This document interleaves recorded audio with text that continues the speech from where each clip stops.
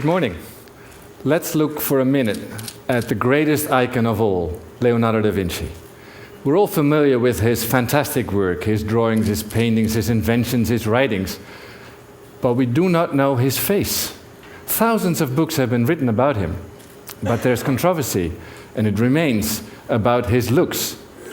Even this well-known portrait is not accepted by many art historians. So what do you think? Is this the face of Leonardo da Vinci, or isn't it? Let's find out. Leonardo was a man that drew everything around him. He drew people, anatomy, plants, animals, landscapes, buildings, water, everything. But no faces? I find that hard to believe. His contemporaries made faces, like the ones you see here, en face or three-quarters. So surely a passionate drawer like Leonardo must have made self-portraits from time to time.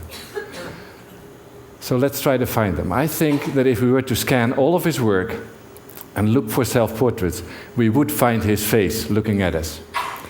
So I looked at all of his drawings, more than 700, and looked for male portraits. There are about 120, you see them here.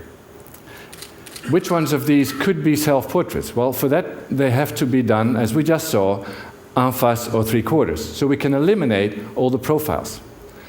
It also has to be sufficiently detailed, so we can also eliminate the ones that are very vague or very stylized. And we know from his contemporaries that Leonardo was a very handsome, even beautiful man, so we can also eliminate the ugly ones or the caricatures. And look what happens. Only 3 candidates remain that fit the bill.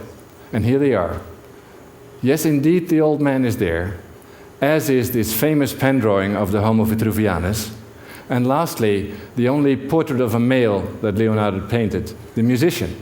And before we go into these faces, I should explain why I have some right to talk about them. I've made more than 1,100 portraits myself for newspapers over the course of 30 years only.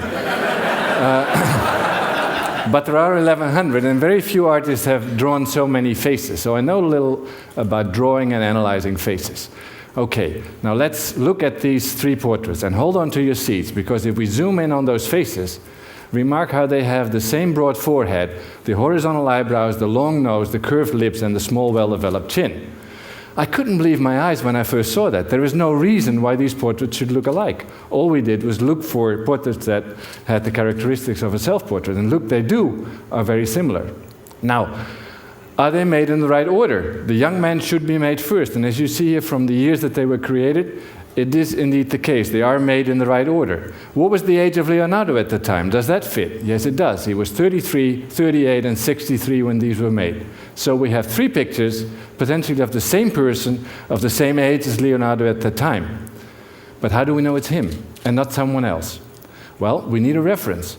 And here's the only picture of Leonardo that's widely accepted. It's a statue made by Verrocchio of David, for which Leonardo posed as a boy of 15.